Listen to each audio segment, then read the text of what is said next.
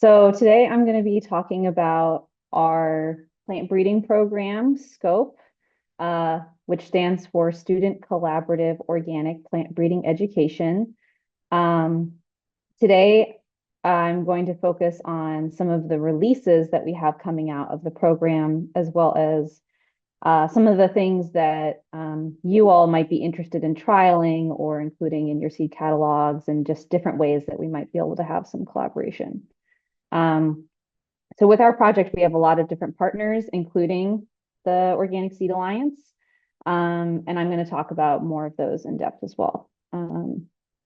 So the goal of our program is to educate students and also to release new varieties for the organic community. So we started at UC Davis. I think our first field trial was in 2016.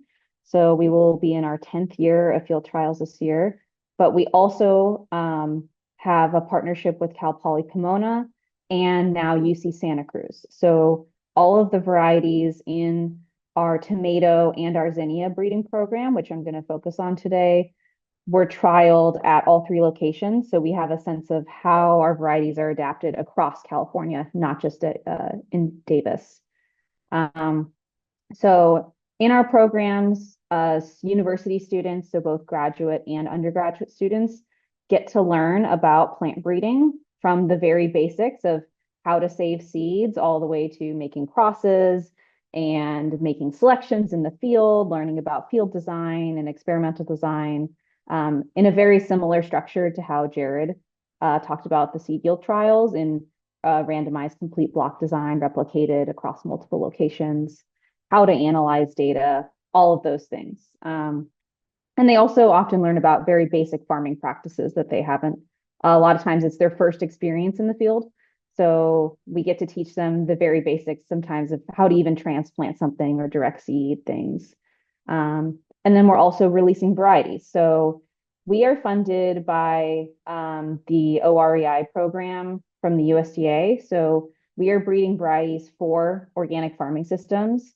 I think you all are familiar with the different needs that organic farming has versus the conventional farming systems, but you need, an adaptation to more pests issues. There's different soil fertility, a lot of smaller direct markets, and organic farming in California is huge, but there's very few varieties that were bred for organic farming systems, especially in here. And all of our varieties are going to be, however we release them, they're going to be released so that anyone can do further breeding with them in the future. Okay, so our current projects right now are wheat, tomatoes, zinnias, stem lettuce or celtus, and spinach. My presentation today is going to focus on wheat, tomatoes, and zinnias, but I'm going to touch on celtus. And if you all are interested in any of these, you can ask me more about them in the breakout groups. So we have two tomato and two zinnia varieties that we're releasing this year. Our zinnias just went through our official channels at the university to get released, and we're working on getting the tomatoes through as well. So we also have some wheat varieties and many more tomatoes and zinnias in the pipeline that I'm going to show you all.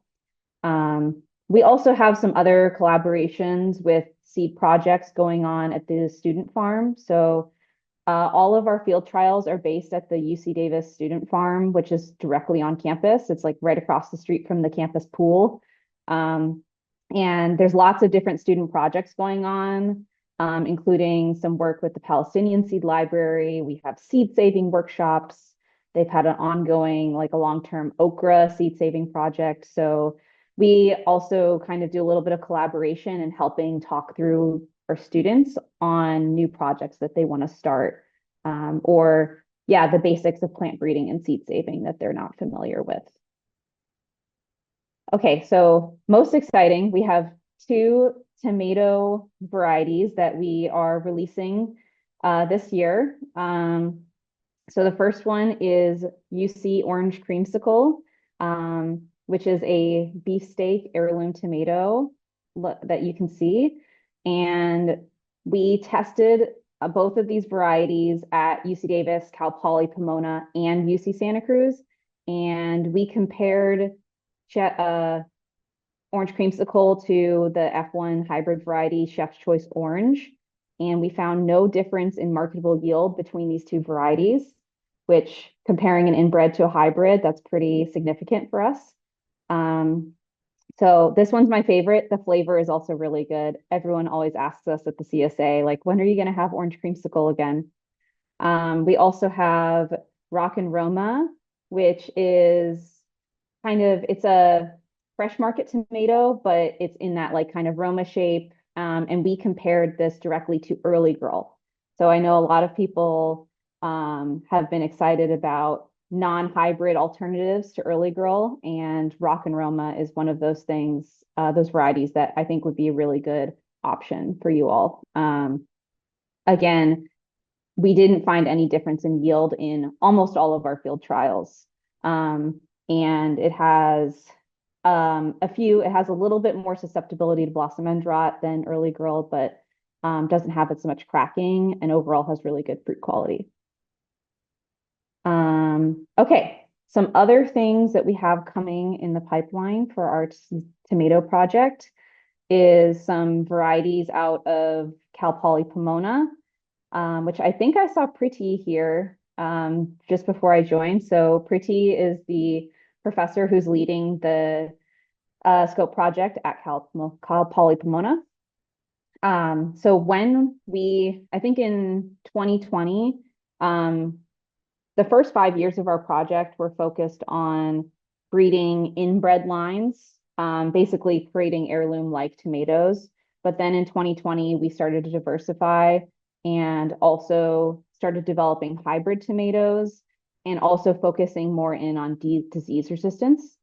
The hybrid tomatoes was a big reason for including that was because it was an important educational tool for our students to learn how to produce hybrid tomatoes.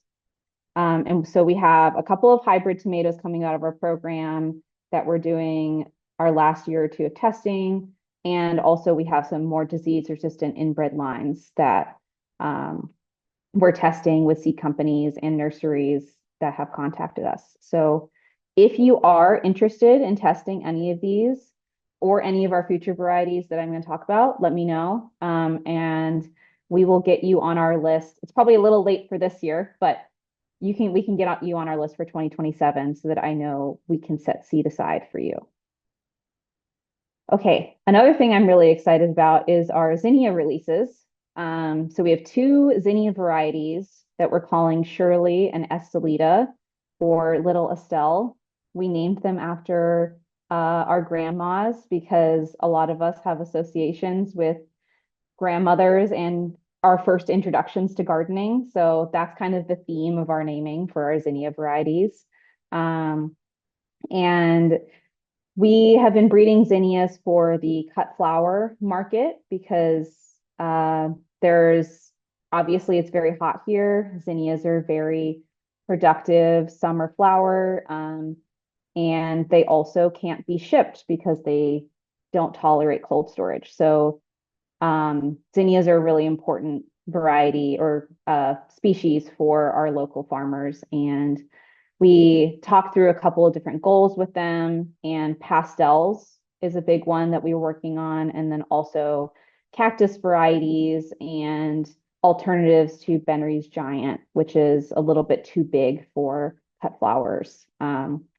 So these two varieties were in the process of figuring out what our agreements with seed companies might look like. That's something that we've never had to navigate before, but we're figuring that out of whether we are going to have exclusive releases or how that's going to look because people are really excited about the zinnias. So if you are interested in these, let me know. Okay, some more exciting varieties for our zinnias that are coming out. We have a lot more pastels, a lot more cactus varieties that we are currently doing our last year of testing and then also doing seed increases for everything. We've had a couple of challenges with seed increase increases on our zinnias and other crops in the past few years because of rodents on the student farm. As you all are familiar, because it's organic agriculture. We have a lot of ground squirrels, a lot of mice, rabbits, just every rodent you can think of. We have a lot on the farm, and they like to eat seeds while they're in the field. So we're slowly working on figuring out new methods of increasing seeds for our zinnias, which included growing them in the greenhouse this year with fly pollinators in a cage, which was a lot of fun. So if you are interested in learning about more, let's say, interesting ways to produce zinnia seeds that you didn't expect that you would have to do, talk to me about that. Yeah, that's, I think it for the zinnias. I'm really excited about those. Okay. We also have some colored wheat releases coming up. So we have our wheat breeding program started as with a couple of different goals. One, to produce these like high anthocyanin colored wheat lines that looked really, really cool, but didn't have good baking quality. And we also didn't know how they would perform in organic systems. We also did a lot of crosses between heritage wheats like Sonora and modern wheat varieties that came out of the UC Davis conventional breeding program to basically try to get the best of both worlds, where we try to have less lodging, but keeping and more disease resistance, but keeping that same high quality and unique flavor for whole wheat baking that people associate with heritage grains. So we're producing our breeder seed and our foundation seed for 2 blue and 2 charcoal varieties. You can see the coloring here. I also included some photos that we took of what the different colors look like when you make different products out of them. We've been testing out how they look when we make whole wheat pasta and bread and tortillas and cookies and all these different things to make sure that we know what they look like and if they maintain their color. And all of our wheat varieties are bred in organic systems, but also they're pretty low nitrogen, and also our trials are generally dry land.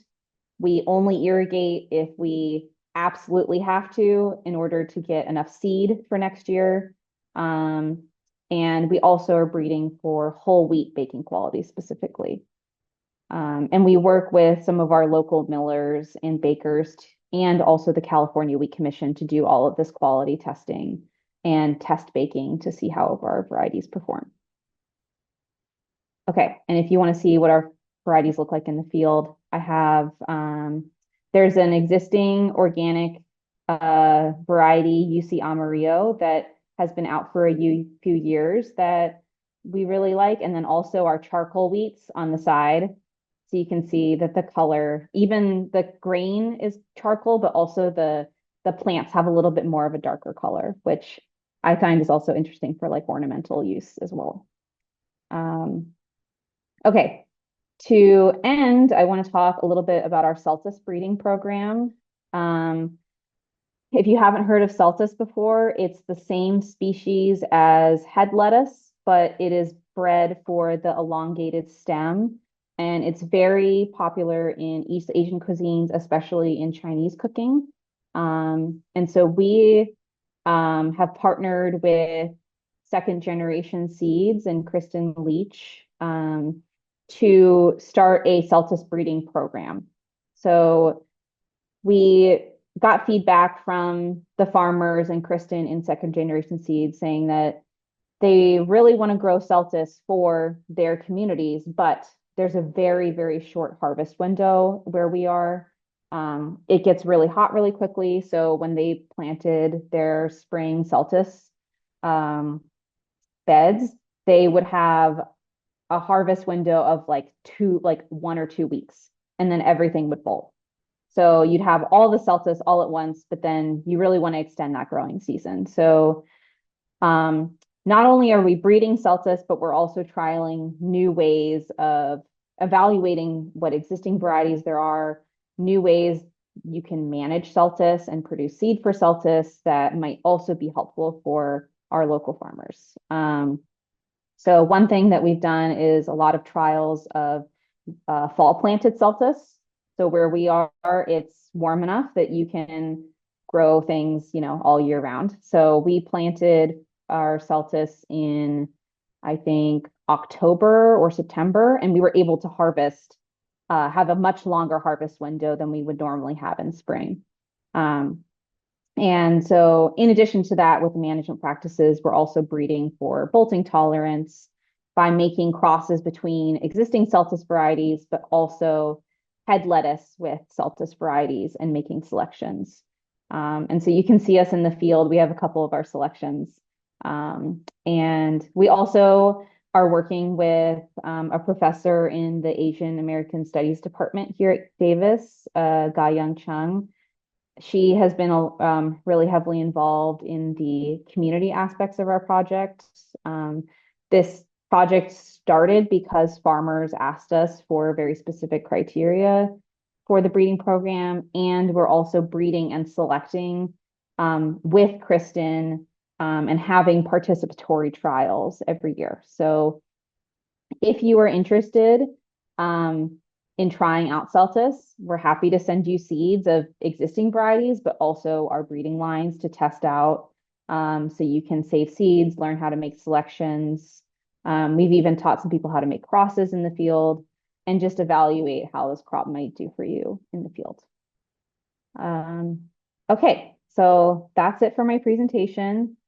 I think Jared's going to include my email in the last slide for the whole summit. But if you want to contact us about anything, you can always email us at scope@ucdavis.edu. I monitor the email alongside of our students.